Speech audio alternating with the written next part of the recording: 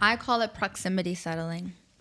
Yeah. It's when you are friends with people that you work with, people that live in your neighborhood, rather than people you're truly compatible with. Yeah.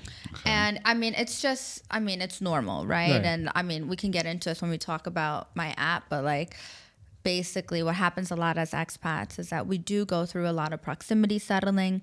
We go through a lot of trial and error relationships here, that kind of like take you on this long journey to actually find your true compatible friends, where I'm hoping with Maxion we get to expedite that process with you or for you. And we'll definitely get into that later on in the episode. But one thing I will say to that is, did you find that, like, again, coming from New York, like when I was with my work colleagues, and I have nothing against them, or, you know, it's just, I just don't see them as being my friends outside of work for the most part, right?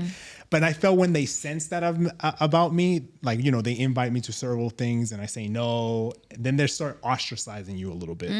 As opposed to New York, they're like, no one's gonna care. You go into 1,000 different crannies. You'll never see them again, right? Yeah.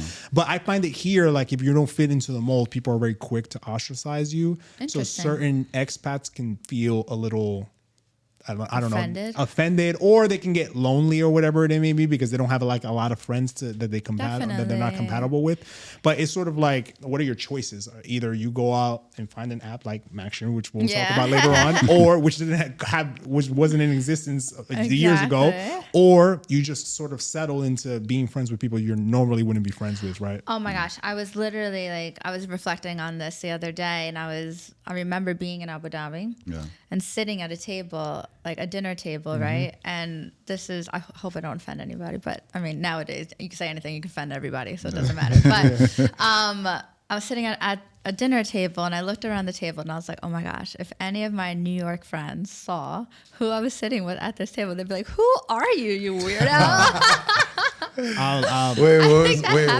What was wrong with them? No, just meaning like it wasn't the normal set of people that I would have hung out with, maybe in New York.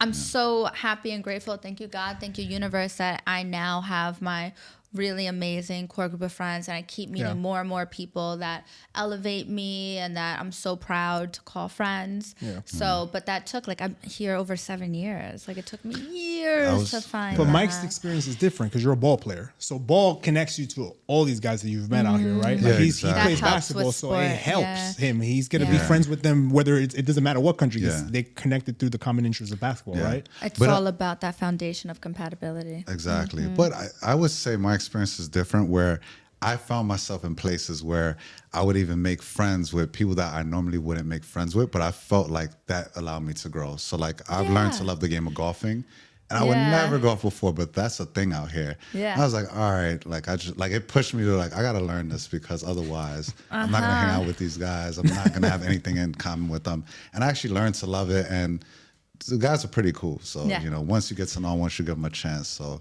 yeah, I'll give you that. There's certain people that I've met that wouldn't maybe have traditionally have gone, and they're so great. I'm like, wow, like if it wasn't because of this situation of me being an expat, I wouldn't have met you otherwise. One of my besties when I was in Abu Dhabi was a 64-year-old woman. We used to like just like kick it and hang out all the time, and I absolutely adored her.